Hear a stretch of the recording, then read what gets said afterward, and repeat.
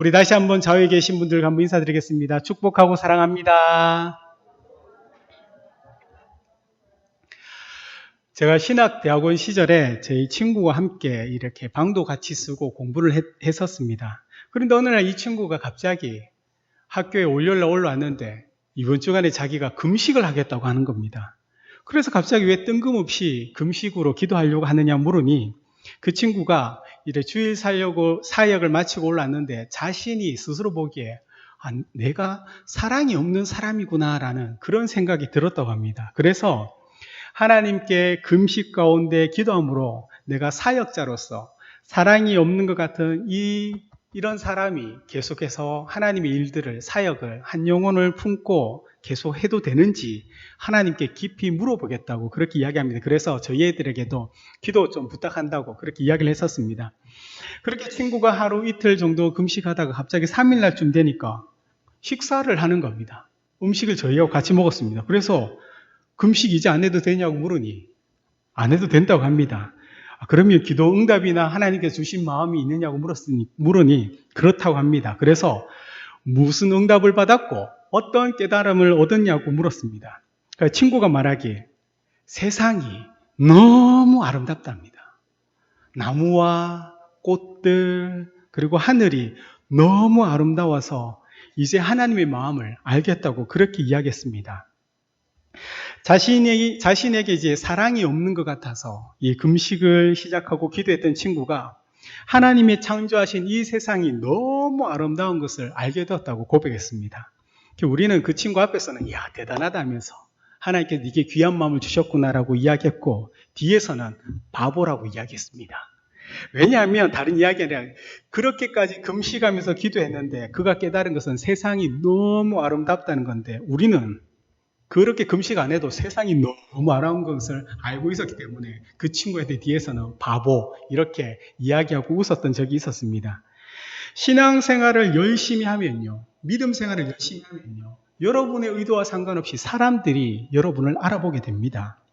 예배에 열심히 참석하고 또 부서를 열심히 섬기고 모임을 열심히 하고 또 도움이 손길이 필요한 일들에 시간을 투자하고 물질로 섬기면 그 사람들은 성도들이 보기에도 참 믿음이 신실하다라고 이렇게 인정을 받게 됩니다.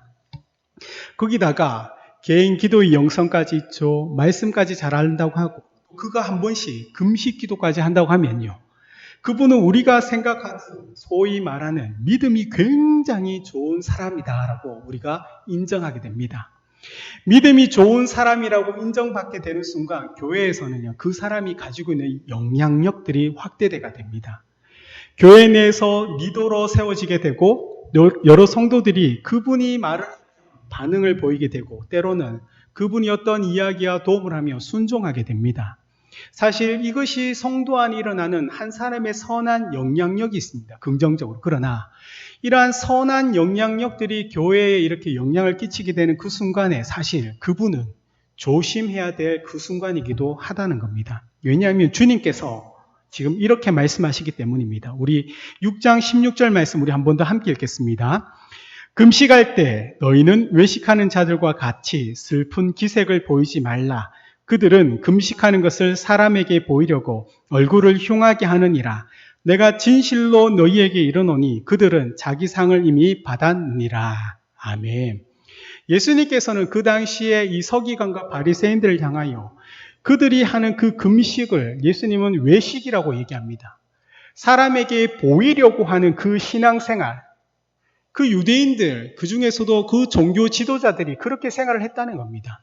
분명히 우리가 사람에게 보이려고 우리는 사실 신앙생활, 믿음생활을 하는 것은 아니지만 어느 순간에 나와 상관없이 나의 의지와 내가 생각했던 것과 상관없이 내가 하나님 앞에 믿음으로 열심히 살겠노라고 결단하고 그 사랑으로 헌신하고 교회를 섬기며 세상을 향하여 나아갈 때 나와 상관없이 사람들은 나를 인정해 주게 됩니다.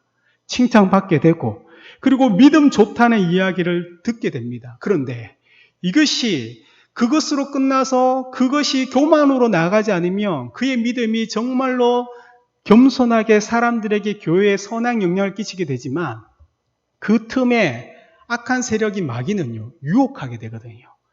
그래서 그 사람의 칭찬에 유혹당하게 되며 그 믿음 좋다는 이야기를 계속 듣기 위하여 그 신앙의 행위를 더 열심히 하는 겁니다. 더 도움의 손길이 필요한 곳에 찾아가게 되고 또 예배에 나와서 늘 열정적으로 찬양하며 기도의 자리에서 큰 소리로 중보하며 기도하게 됩니다. 그렇게 되면서 그 칭찬과 그 소리를 더 갈망하게 되고 어느 순간 그는 하나님을 잊어버리며 그의 눈과 그의 귀가 중심이 되는 것이 바로 성도와 사람이 될 수 있기 때문입니다. 그때부터 그가 하는 모든 일들에 사람이 어떤 이야기를 하는지, 자신을 어떻게 바라보는지가 관심이 되었게 된다는 겁니다. 유대인들은 자신의 믿음 조음을 그들의 경건 생활 중에 하나는 이 금식으로 표현하고 나타냈던 겁니다. 구약 성경에서는요, 이 금식에 대하여 오직 1년에 한 번 속죄일에 금식을 하라고 요구합니다. 그래서 금식을 그렇게 크게 장려하지는 않았습니다. 그런데 이 유대인들은 모세가 시내산에 올라가서 40일을 금식했던 것들 있지 않습니까? 그래서 그들은 이 구약의 말씀을 이렇게 연구해서 모세가 이 40일 동안 금식하면서 기도했던 그 날이 월요일과 목요일이라는 것을 추측해서 그들은 그래서 일주일에 2번씩 고정적으로 그날에 그들은 금식했던 겁니다. 그래서 이 모세가 했던 그 금식의 모범을 따라서 자신 또한 모세와 같이 많은 사람의 존경받는 이 시대에 영향력 있는 사람이 되고자 그들은 생각했던 겁니다.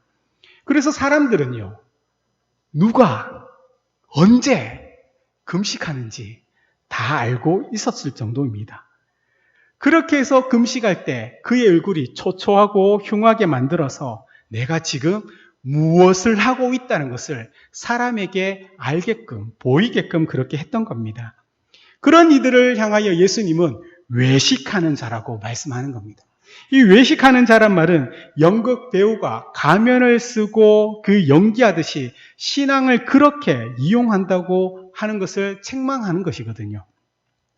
구약에서 이 금식에 대해서는 이사야서 58장에 대해서 성경은 기록하고 있습니다. 우리 3절과 7절까지 말씀 좀 긴 구절인데 우리 한 절씩 저와 여러분이 교독하겠습니다.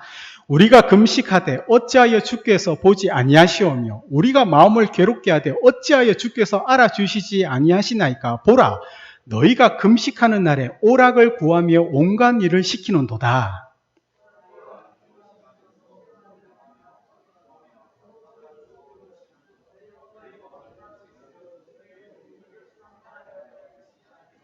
이것이 어찌 내가 기뻐하는 금식이 되겠으며 이것이 어찌 사람이 자기의 마음을 괴롭게 하는 날이 되겠느냐. 그의 머리를 갈대같이 숙이고 굵은 배와 재를 펴는 것을 어찌 금식이라 하겠으며 여호와께 연락될 날이라 하겠느냐.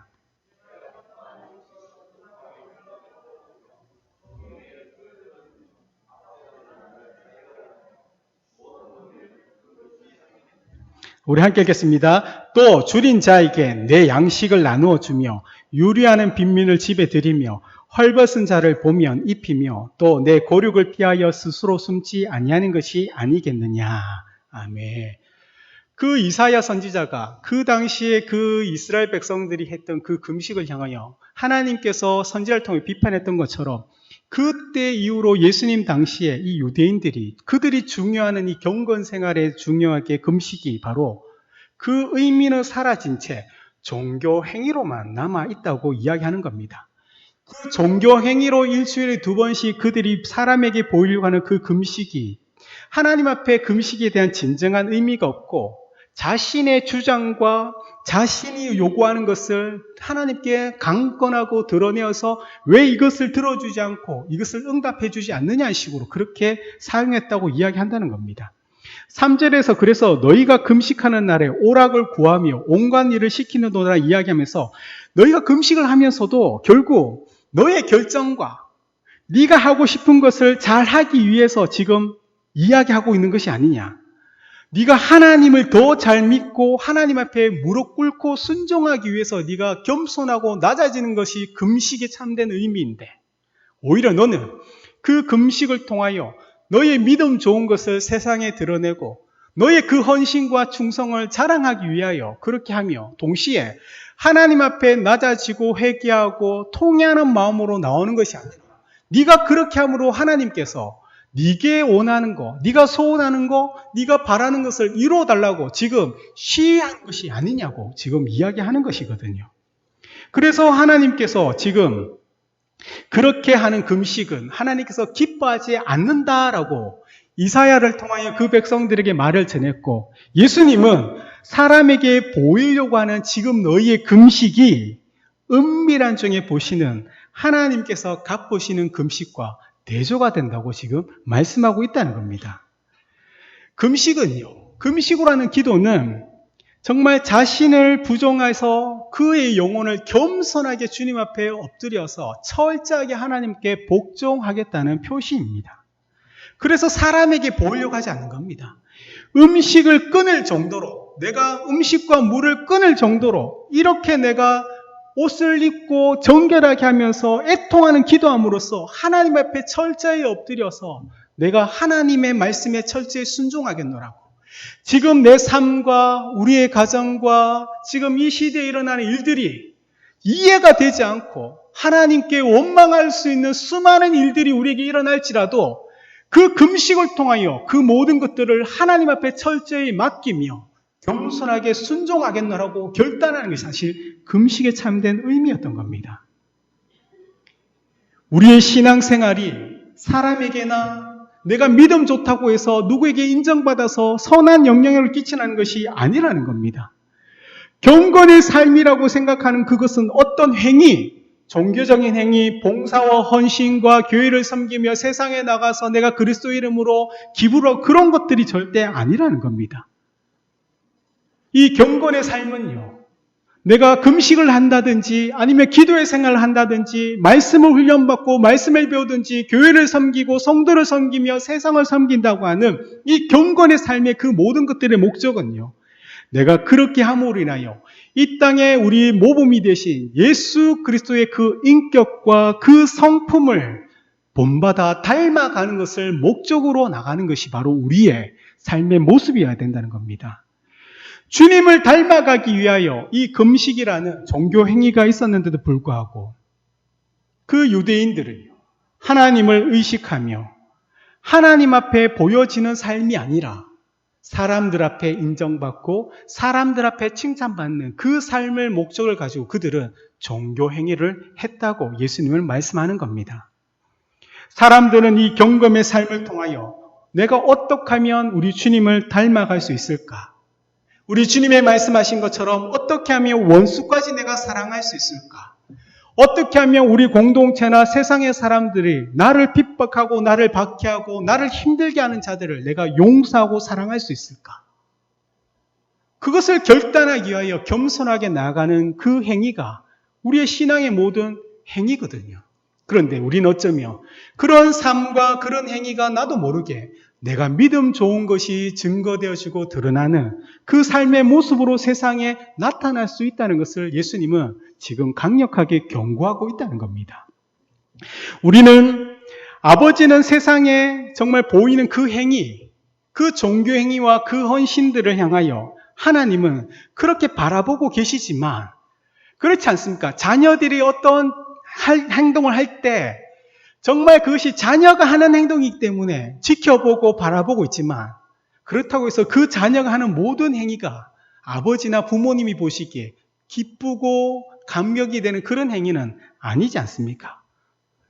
하나님은 우리가 하는 모든 행위와 그 활동들 속에서 너희가 왜 그렇게 하고 있느냐? 무엇을 위하여 지금 그 일을 하고 있느냐? 그 마음의 동기를 먼저 살피신다는 겁니다. 그래서 성경은 사무엘상 16장 7절에 이렇게 이야기합니다. 우리 함께 읽겠습니다. 여호와께서 사무엘에게 이르시되 그의 용모와 키를 보지 말라. 내가 이미 그를 버렸노라. 내가 보는 것은 사람과 같지 아니하니 사람은 외모를 보거니와 나 여호와는 중심을 보느니라 하시더라. 아멘. 내가 보는 것은 사람과 같지 아니하니 사람은 외모를 보거니와 나 여호와는 중심, 마음의 동기를 본다라고 성경은 기록하고 있습니다. 이 사무엘상에만 기록되는 것이 아니고요. 이 하나님께서 사람을 외모를 보고 그 보여지는 행위를 본다면 하나님은 그 마음의 동기와 그 마음의 중심을 본다는 이 개념은요. 신명기, 오늘 읽었던 사무엘상, 또 마태복음, 마가복음, 누가복음, 사도행전, 로마서, 고린도후서 등등 성경의 곳곳에 그렇게 기록하고 있다는 겁니다. 하나님께서는 여러분의 종교 행위들이나 그 활동들에 대하여 뭐라고 하는 것은 아닙니다. 자녀들이 하는 모든 것들에 대하여 하나님은 지켜봐 주시고 또한 기뻐하십니다. 그러나 하나님이 진짜 기뻐하는 그 삶의 행위들과 그 활동들은요, 그 마음의 동기와 그 하는 행위가 일치될 때, 그 마음의 동기가 하나님을 향하며 하나님을 바라보면서 그 신앙의 행위들과 활동이 이루어질 때 하나님은 지켜보면서 그 마음이 시원하고 또한 기뻐한다는 것을 꼭 기억하시기 바랍니다. 찬송가 323장에 제가 좋아하는 찬송 중 한 곳인데 또 3절 가사에 이것이 있습니다. 존귀 영광 모든 권세 주님 홀로 받으소서. 멸시천대 십자가는 제가 지고 가오리다. 이름 없이 빛도 없이 감사하며 섬기리다. 이름 없이 빛도 없이 감사하며 섬기리다. 제가 이 구절 중에서 가장 좋아하는 구절이 이름 없이 빛도 없이 감사하며 섬기리다입니다. 이 세상에 얼마나 많은 사람들이 또한 믿음을 가지고 있는 성도들이 이름 없이 빛도 없이 감사하며 섬기겠느냐는 거죠. 이런 삶을 사는 분들이 바로 하나님께서 은밀한 중에 보시는 그 아버지가 계심을 알고 그 하나님만을 의식하며 삶에 서 있는 그 가정에서 그 세상 속에서 우리 주변의 사람들 앞에서 믿음으로 그렇게 살아간다는 겁니다. 그들은 이 세상이 자기의 헌신과 섬김을 통하여 어떤 이득이나 어떤 칭찬이 주어지지 않을지라도 하나님의 그 갚아주심을 바라보면서 그렇게 살아가는 자들입니다. 하나님께서 성경에서 갚아주신다고 하는 이 개념은요, 그 은혜나 그의 원한 등을 하나님께서 동일하게 상당 부분 돌려준다는 것의 의미를 이야기합니다. 여러분이 이 땅 가운데 살아가면서 당했던 그 마음의 아픔들과 억울한 것들, 원통한 일들, 손해본 것들을 하나님께서는 그 모든 것들을 보상해 주시고 갚아주신다는 것을 꼭 기억하시기 바랍니다. 그러나 하나님은 그 갚아주심에 은밀한 중에 지켜보고 있다는 이 사실을 절대 우리는 잊지 말아야 합니다.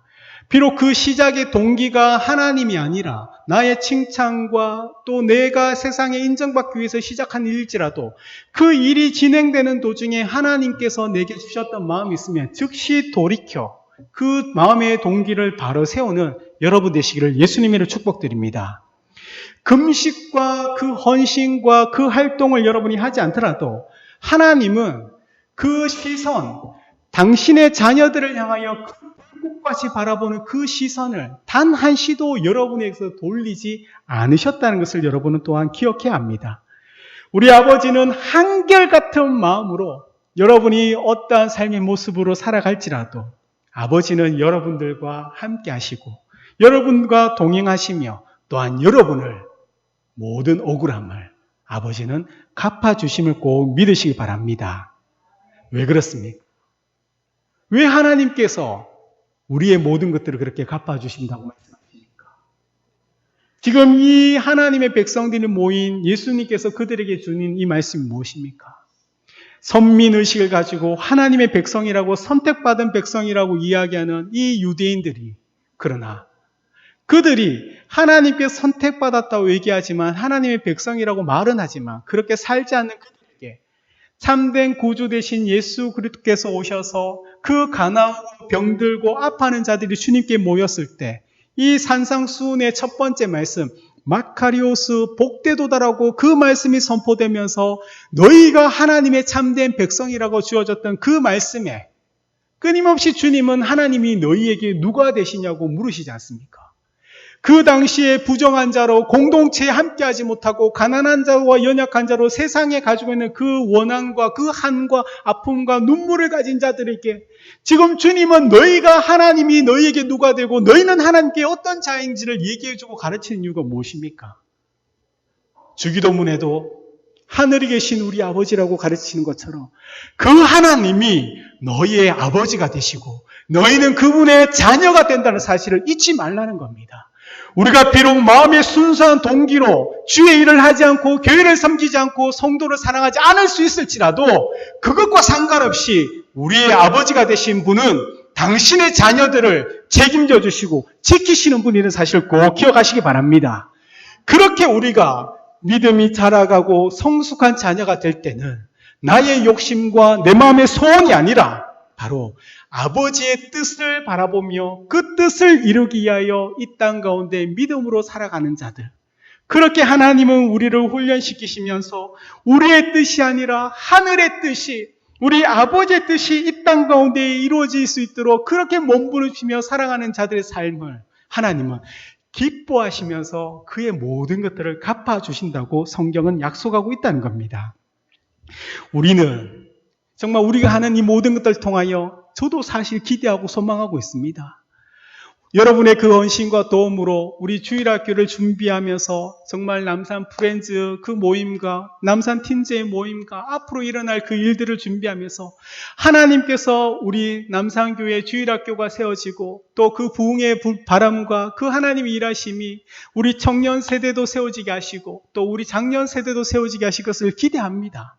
그 욕심도 저도 품고 있습니다. 그러나 늘 그 욕심이 하나님보다 앞서지 않도록 하나님, 내 안에 욕심이 있을지라도 내 생각이 아니라 하나님의 뜻과 하나님의 방법과 하나님의 시기에 그 모든 것들이 이루어질 수 있도록 도와달라고 끊임없이 하나님보다 더 앞서지 않도록 멈추고 기다리고 인내하고 근심하고 염려하면서도 그럼에도 불구하고 하나님은 모든 것을 알고 계시며 그 아시는 하나님께서 나의 모든 것들과 여러분의 모든 것들의 그 억울함들과 또 때로는 기쁨이 되는 일들에 하나님께서는 갚아주신다는 것을 믿고 우리는 나가야 한다는 겁니다.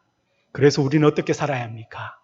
바로 이름 없이 빛도 없이 이 땅에 오셔서 그 누구도 주님을 환영하지 않는 그 시간에 주님은 이 땅에 오시고 때가 되어서 그 십자가의 길을 걸어가시고 또 때가 되어서 우리를 위하여 십자가 달려 죽으셨던 우리 주님의 삶을 본받아 이름 없이 빛도 없이 여전히 하나님께서 우리를 자녀 삼아 주셨다는 것에 감사하며 그 부르심을 기뻐하며 그 은혜를 가지고 우리가 함께 모이기를 힘쓰며 공동체의 그 기쁨이 여러분이 세상 속에서 나가 또 흩어지는 삶의 예배자로서 믿음으로 살아가시기를 예수님의 이름으로 축복드립니다.